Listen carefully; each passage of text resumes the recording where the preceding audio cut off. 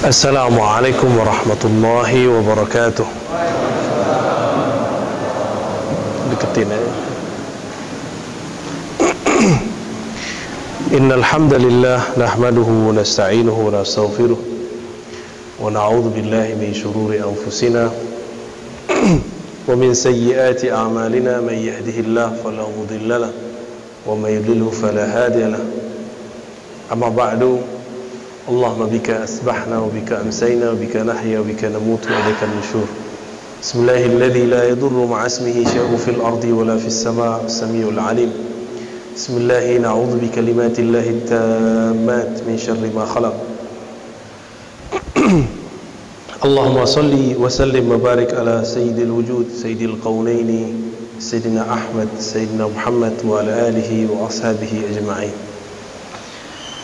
Baik jemaah subuh yang diberkahi Allah, beruntung kita dibangunkan di subuh ini di saat orang masih ketakutan, padahal keberkahan itu ada di setiap nafas.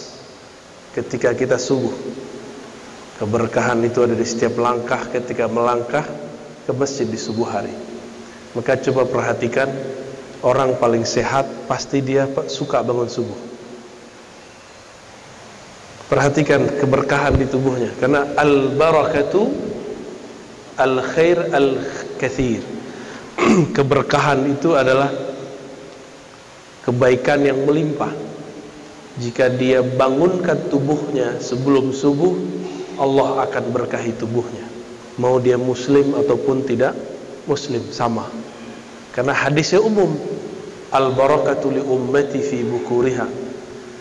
Keberkahan bagi umatku, baik umat yang ijabah atau umatud da'wah, fi bukuriha, jika mereka menjaga waktu paginya. Semoga kita termasuk umat Nabi yang begitu. Amin ya rabbal alamin. Walaupun tadi sudah membaca basmalah, mari kita baca lagi surah Al-Fatihah. Semoga Allah membuka hati pikiran kita. Al-Fatihah. Bismillahirrahmanirrahim. Iya.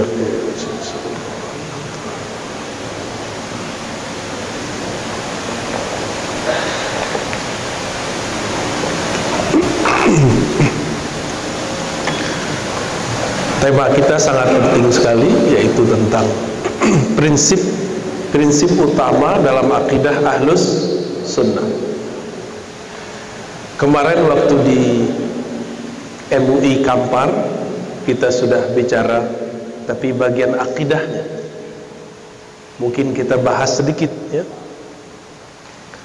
Cuma istilahnya agak horor pakai bahasa Arab. Ini kita Indonesiakan di sini. Akidah Ahlus Sunnah, akidah yang diajarkan Nabi, yang diajarkan sahabat Nabi, yang diajarkan tabi'in, tabi'ut tabi'in, para imam yang 4, kemudian disimpulkan oleh Imam Abul Hasan Al-Asy'ari dan Abu Mansur Al-Maturidi. Itu bisa diringkas jadi beberapa hal saja. Pertama, surat Asy-Syura ayat 11 yang berarti ada mutasbih. Ini kita balik dari yang kemarin di Kampar ya. Ada mutasbih berarti tidak meyakini bahwa Allah serupa dengan makhluk. Itu yang pertama. Maka kalau disebut di Quran yadun, yad, tangan, disebut di Quran istawa, bersemayam, disebut di dalam Al-Quran lafaz saq ya, datang. Kita kalau datang pindah nggak dari rumah ke sini? Datang ke masjid. Dalam bahasa Arab jaa, ada ayat wa jaa rabbuka wal malaku saffan saffa, dan datang Tuhanmu, Rabbmu, dan para malaikat bersaf-saf. Al-maji, al-intiqal min makan ila makan. Datang itu diartikan berpindah dari tempat ke tempat yang lain. Allah pindah-pindah enggak? Allah tidak pindah-pindah. Maka datangnya Allah bukan datangnya makhluk. Kalau makhluk datangnya berpindah. Paham ya? Jadi ada mutasbih, tidak menyerupakan Allah.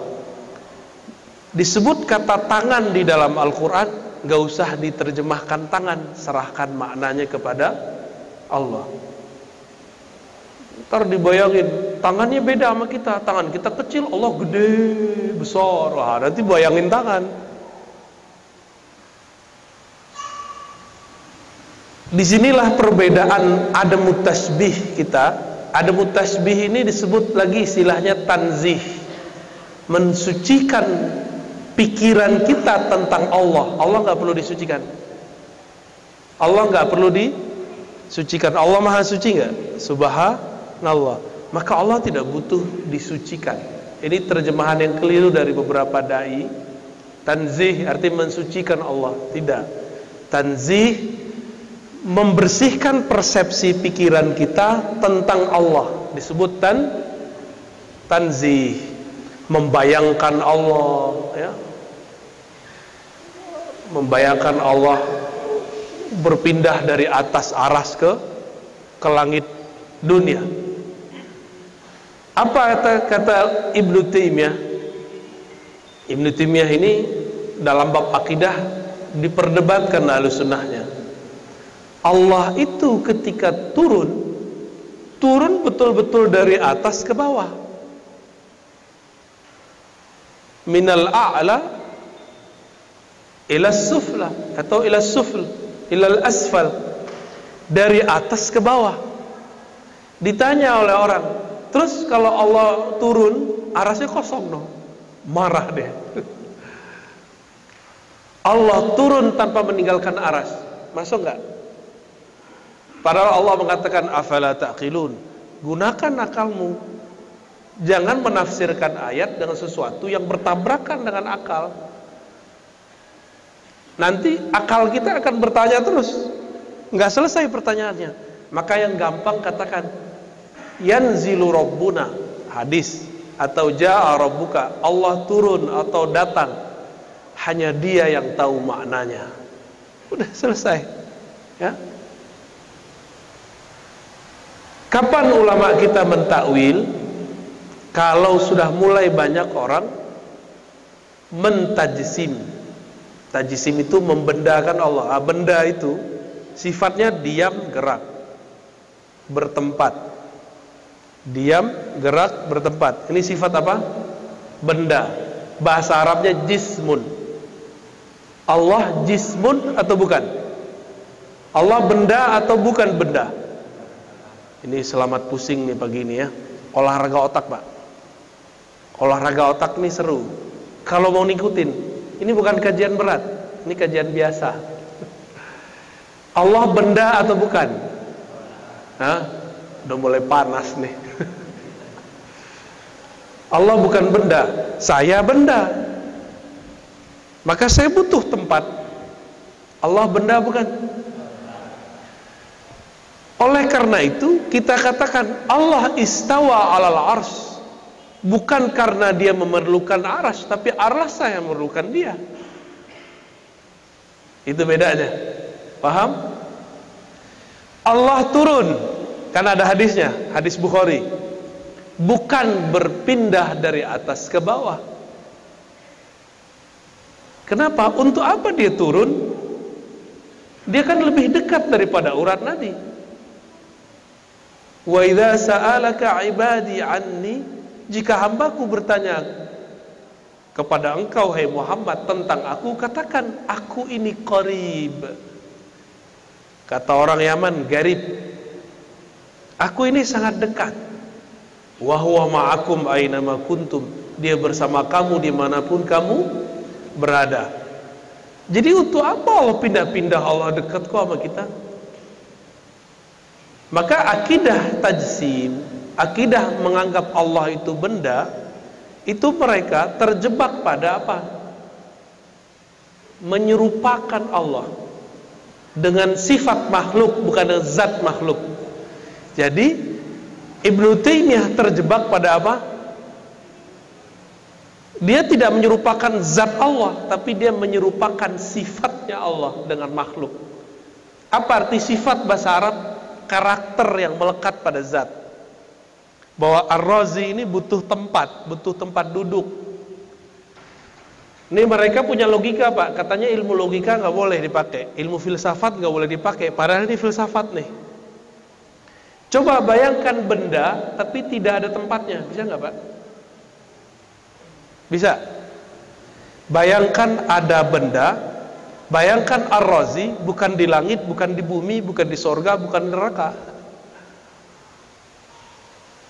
Kalau benda tidak berada di suatu tempat, baru dikatakan tidak ada. Nah, ini logika Ibnu Taimiyah dipakai sekarang sama mereka ya.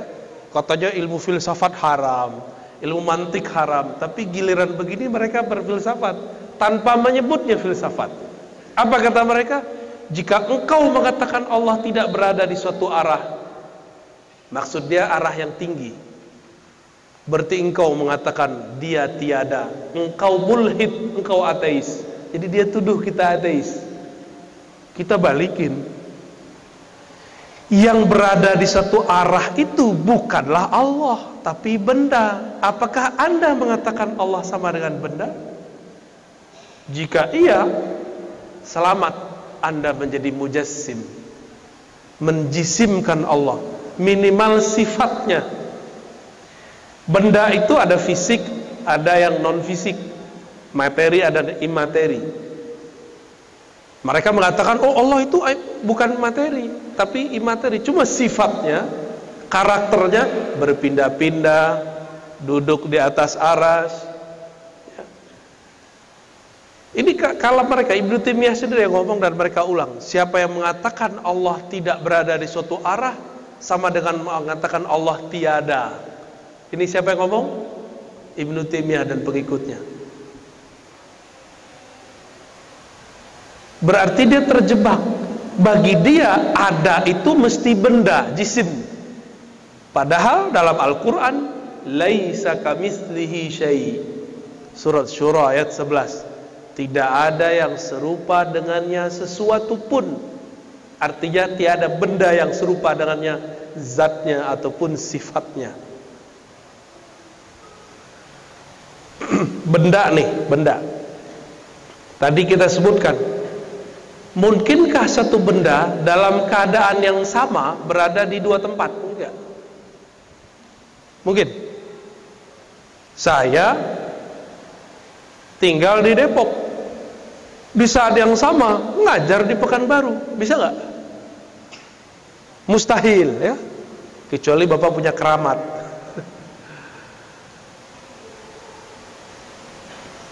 Pergi ke Pekanbaru tapi tidak meninggalkan Depok, bisa nggak? Bapak orang Pekanbaru pergi ke Kuala Lumpur tanpa meninggalkan Kuala Lumpur, bisa nggak? Nggak bisa. Itu akal kita ditolak. Hal-hal yang nggak masuk akal ini kemudian mereka paksakan kepada Allah. Ternyata Ibnu Taimiyah pun menolak orang-orang sebelumnya. Jadi dia punya pendahulu. Ada Abu Ya'la As-Saghuni. Mereka ini juga berdebat. Apakah Allah ketika sepertiga malam terakhir turun dari aras ke langit pertama, bahkan di bawah langit pertama, langit dunia. Jadi di atas bumi sampai ke langit pertama itu disebut langit dunia, baru di atasnya langit pertama. Apa kata dia? Allah itu, kata mereka ya, Suhudi, Abu Ya'la ini mereka debat. Jika turun ke bumi, ke langit bumi, langit dunia, maka dia meninggalkan aras. Arasnya kosong, Pak.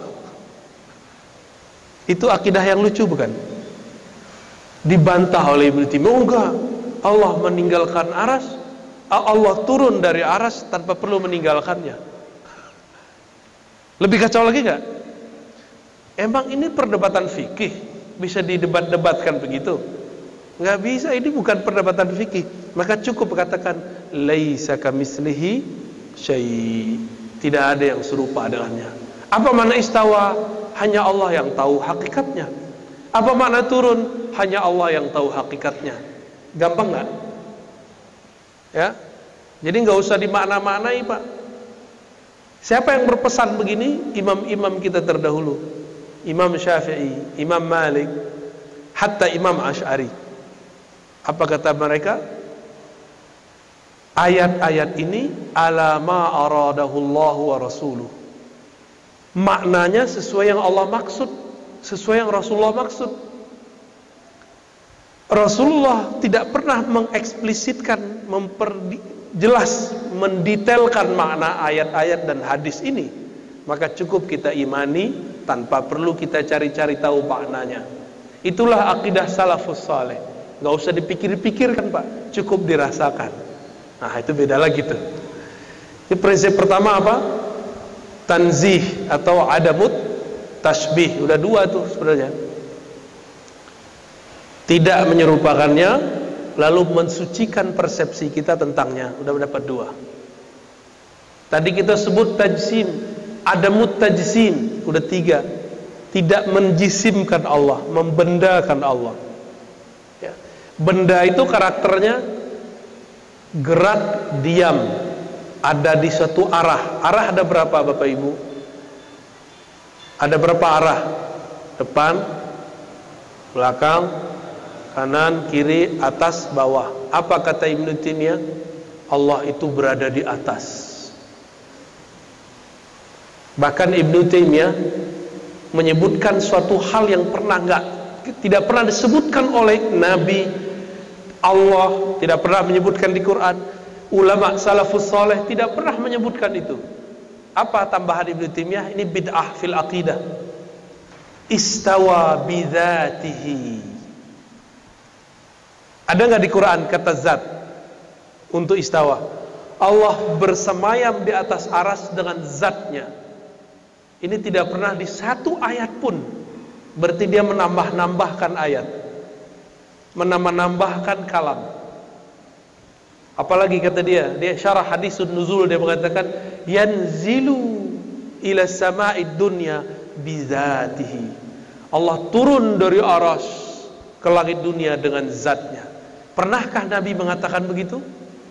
Sepanjang kita mengkaji hadis, tidak ada satupun hadis yang menyebutkan kata zat untuk turun. Apakah ini perkataan saya? Bukan. Ini perkataan muridnya Imam Zahabi. Imam siapa?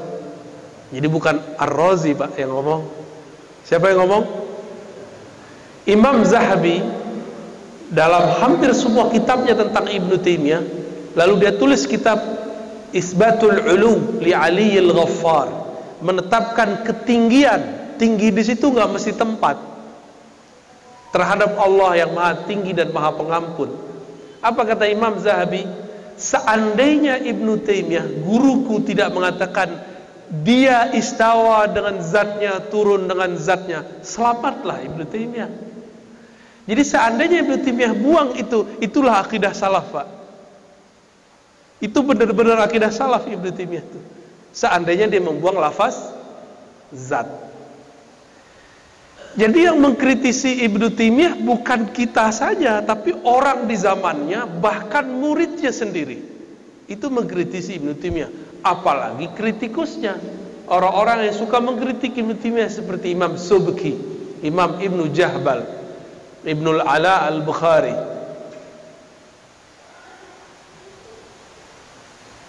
Udah berapa prinsip tadi? Adamut tasbih, tidak menyerupakan. Tanzih, mensucikan persepsi tentang Allah. Adamut tajsim, tidak membendakan Allah, mengatakan Allah bersifat seperti benda.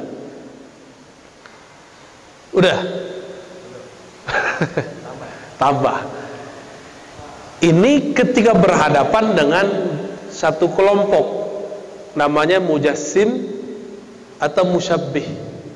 Ya, kelompok yang menjisimkan Allah, membendakan Allah, atau menyerupakan Allah. Ya, ini kalau berhadapan dengan kelompok yang disebut dalam bahasa kampusnya tekstualis. Bahasa kampusnya, kelompok yang terlalu monoton dengan teks. Udah mulai pusing nih. Salawat dulu, Pak. Allahumma salli ala Sayyidina Muhammad. Jika berhadapan dengan kelompok yang lawan yang pertama, terlalu kontekstualis, namanya Mu'tazilah. Mu'tazilah melihat, oh, kok ada ayat istawa? Istawa kan duduk, Allah kan maha suci. Dia tanzih, cuma tanzihnya berlebihan. Sampai-sampai mereka mengatakan Allah tidak layak disifatkan dengan tangan, Allah tidak layak disifatkan dengan turun, Allah tidak layak disifatkan istawa. Maka istawa tangan bukanlah sifat Allah. Ini kata siapa? Mu'tazilah. Ini disebut dengan ta'til. Apa arti ta'til? Mengosongkan, menolak sifat Allah di Quran. Ahlus sunnah ketika berhadapan dengan itu menolak juga. Kita mengatakan istawa hanya Allah yang tahu maknanya, bukan menolak maknanya. Maka yang keempat prinsip Ahlus sunnah adalah adamut ta'til, tidak menolak sifat atau lafaz yang ada di Quran. Itu dia ya. Cuma sayangnya ada orang-orang sebelah nggak faham kaidah ini, dikira kita sama dengan Mu'tazilah. Apa kata mereka? Aqidah Asy'ari bukan Ahlus sunnah, tapi Jahmiyah. Lah Jahmiyah beda lagi. Tahu Pak Jahmiyah artinya apa? Nggak tahu ya? Nah ini mereka sering di tulisan-tulisannya Jahmiyah, Jahmiyah. Jahmiyah itu pengikut Jaham bin Safwan. Jaham bin Safwan ini mengatakan apa? Allah berada di mana-mana. Apakah kita mengatakan Allah di mana-mana? Kita aja menolak Allah bertempat kok. Tempat itu mana? Mereka yang bilang Allah di suatu tempat, di mana? Kita menolak itu. Mereka yang mengatakan Allah bertempat di mana, di suatu tempat, baikkah di atas kah, di bawah kah, itu 1/6-nya Jahmiyah. Ya. Jahmiyah bilang apa? Allah berada di mana? Mana? Ahlus sunnah akidah Imam Asy'ari mengajar apa? Allah pencipta tempat, maka dia tidak memerlukan tempat. Allah menciptakan 6 arah, maka dia tidak di arah yang 6, baik atas, bawah, kiri, kanan, depan, atau belakang. Paham ya?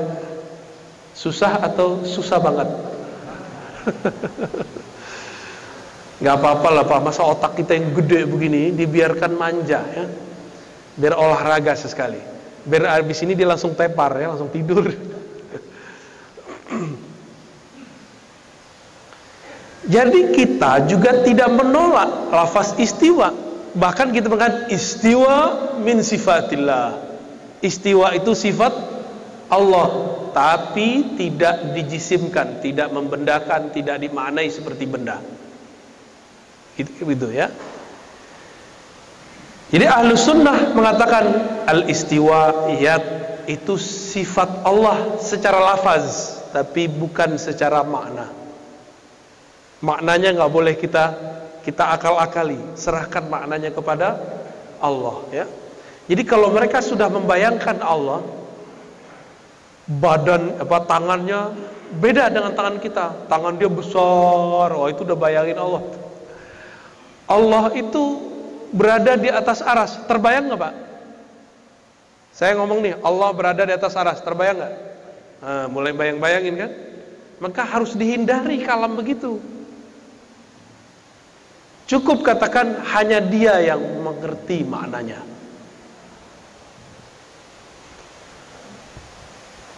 Dan yang terakhir, udah berapa tadi tuh? 4 ya? Oh udah selesai berarti. Ya, udah selesai itu. Ya, ini inti. Kalau tambahan yang lain itu penjelasan tentang takwil, bahwa takwilnya Ahlus sunnah beda dengan takwilnya Mu'tazilah. Apa arti takwil Ahlus sunnah? Memindahkan makna lafaz dari suatu makna ke makna yang lain. Contoh, ini takwil paling gampang. Dari tadi kita sudah mentakwil, Pak. Allah bersifat yad, tapi yadnya bukan yad seperti yang kita bayangkan. Ini yad artinya tangan, tapi bukan tangan ini. Itu sudah takwil. Karena kata yad artinya ini, nggak lebih. Kalau kita katakan tangannya bukan tangan kita, itu sudah takwil, tapi takwil yang sederhana. Paham ya? Ada takwil yang jauh.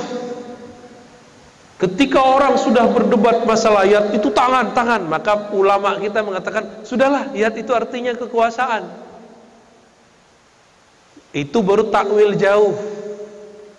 Takwil jauh ini tidak boleh dipakai sering-sering. Sesekali boleh. Ya.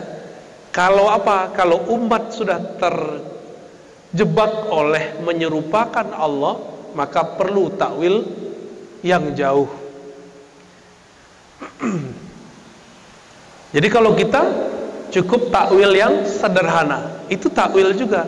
Berarti kelompok sebelah mentakwil enggak? Dia istawa, tapi beda dengan istiwa kita. Dia nuzul, beda dengan nuzul kita. Sama kan? Sama. Mereka mentakwil juga, tapi takwil sederhana. Apa bedanya dengan Mu'tazilah? Nah, sama-sama nih ulama Ahlussunnah menerjemahkan yad tangan itu kudrah. Mu'tazilah juga menerjemahkan yad tangan itu kudrah. Apa bedanya? Mu'tazilah kelompok yang tadi itu mengatakan yad laisa min sifatihi. Kata yad bukanlah sifat Allah. Ahlussunnah bilang yad min sifatihi sam'an. Salah satu sifat yang Allah sebutkan secara sama'i dalam Al-Quran. Beda nggak? Mereka mengartikan yadun tangan itu kudrah, tapi menolak kata tangan. Nggak ada tangan. Ini kelompok apa tadi? Mu'tazilah. Kalau Ahlussunnah, Allah bersifat yad, boleh diartikan kudrah, tapi nggak mesti juga. Beda ya. Jadi takwilnya Ahlussunnah tidak menolak sifat. Takwilnya Mu'tazilah menolak sifat. Disebut ta'til. Itu bedanya. Yang nggak paham, yang menuduh Ahlussunnah Asy'ariyah, Jahmiyah, ngaji aja lagi ya. Berarti nggak paham dia bedanya. Ya. Buka nih kitab tafsir namanya Tafsir Az-Zamakhsyari. Itu Mu'tazilah. Dia menerjemah begitu. Yad itu kudrah.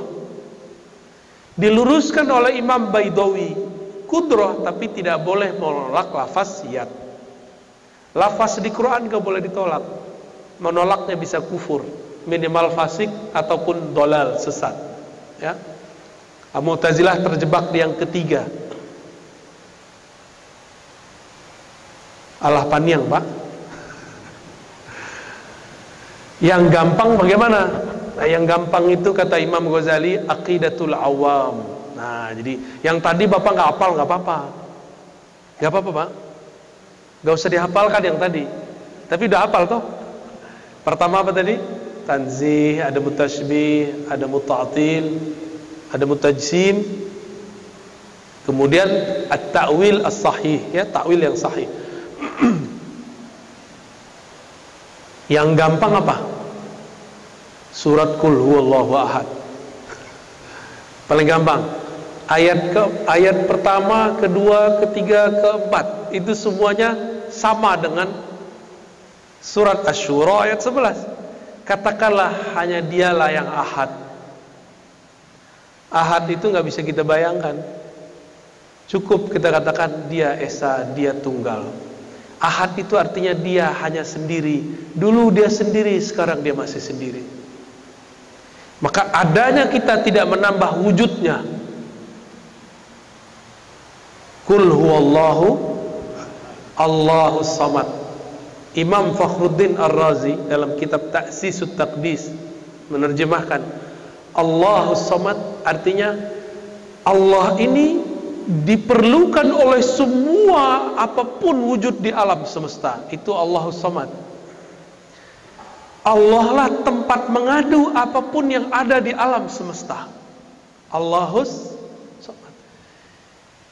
Allah tidak memerlukan alam, alam yang memerlukan Allah. Maka jika disebut Allah bersemayam di atas aras, bukanlah Allah memerlukan aras, tapi araslah yang memerlukan Allah. Paham ya di situ? Oke. Itu makna Allahus Samad. Kalau terjemahan biasa Allahus Samad, Allah tempat meminta, itu terjemahan biasa. Sekarang pakai tafsir dari ahli tafsir Imam Fakhruddin Ar-Razi, wafat tahun 606. Kata beliau apa tadi? Allahus Samad, alam semesta bergantung, harapan, meminta, berharap, semua hanya kepada Allah. Jadi kalau baca Qul huwallahu ahad, Allahus Samad, sampai enggak makna itu kepada kita? Jangankan ya alam semesta ini ya, kita kan melihat keluar, bahkan satu rambut pun tumbuh itu karena nur as-samad. Nur Allah as-samad baru bisa tumbuh ini, Pak. Rambut satu helai ini. Kuku yang memanjang, penyakit yang sembuh. Semuanya karena Allahus Samad. Kalau orang ngerti Allahus Samad, dia nggak perlu jimat,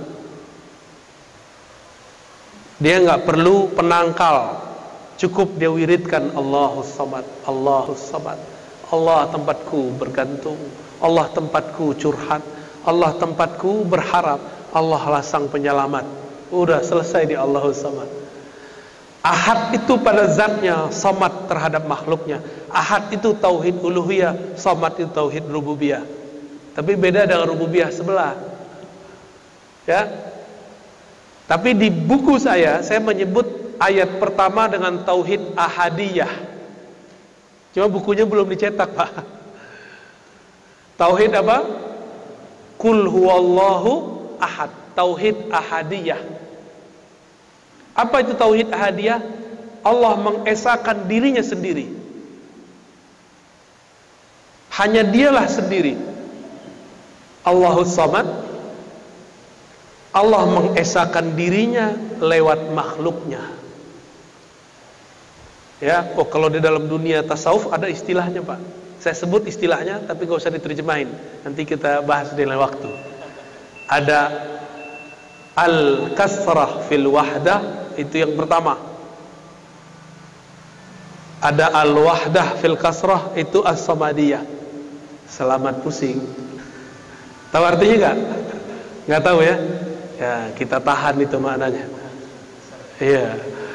Lam yalid wa lam yulad. Apa makna lam yalid wa lam yulad? Itu yang disebut tanzih. Jadi ustadz nih dongeng mulu tadi. Enggak, dalilnya ada di kulhu. Tadi kan versi sulitnya, sekarang versi mudahnya. Jadi Bapak belajar tauhid cukup ingat kulhu. Kulhu wallahu. Ayat ketiga lam yalid wa lam yulad, tidak terlahirkan, tidak dilahirkan. Ini langsung turun dari langit atau lahir ini? Lahir, benar. Langsung sebesar ini atau dulu kecil dulu? Beneran. Jangan-jangan keluar dari maknya begitu tuh gedenya tuh. Lahir mati maknya. Sebesar ini kan. Orang tua kita disebut dengan sebab dalam bahasa akal. Akal kita menyebut sebab. Bahasa Al-Quran ya, al-walad. Anak itu disebabkan oleh orang tuanya. Maka lam yalid, Allah tidaklah menyebabkan atau disebabkan. Allah tidak butuh sebab dan disebabkan, enggak. Tapi dialah pencipta sebab. Nah, itu yang benar ya.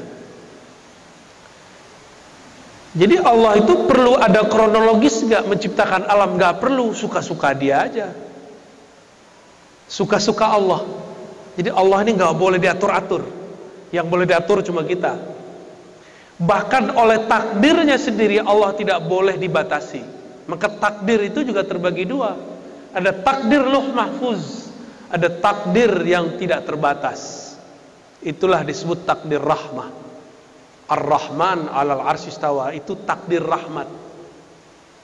Seharusnya orang masuk neraka, nggak jadi karena dia cinta kepada Allah dan Rasul, diselamatkan sebelum wafatnya.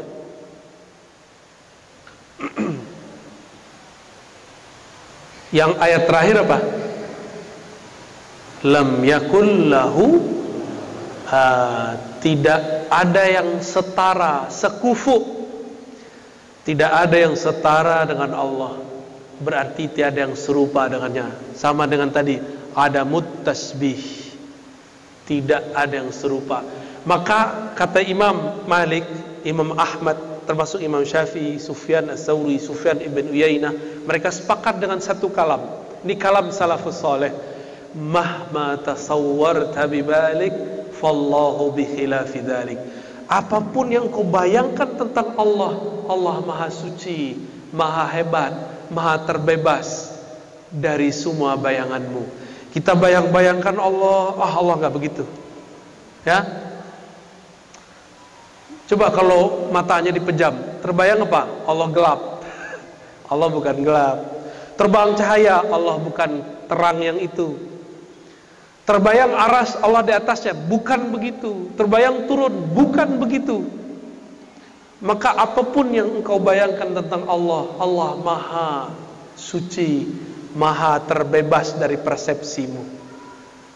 Itu yang disebut subhanallah.